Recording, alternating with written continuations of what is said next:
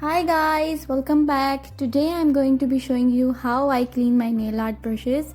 Sometimes when you clean your brushes, you find that they get hard and stiff afterwards and you can't use them.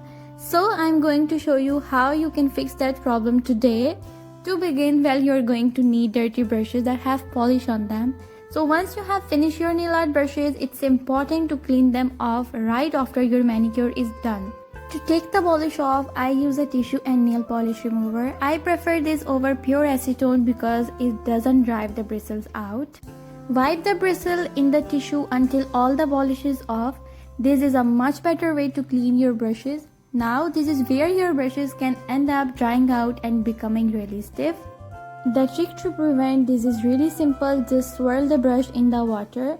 I really like to work the water into the bristle by pressing the brush down against the container I have the water in. This helps to ensure that you are cleaning off the polish remover from every single strand.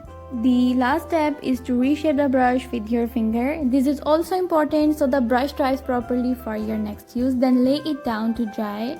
I hope these tips and tricks help you out with cleaning your brushes properly.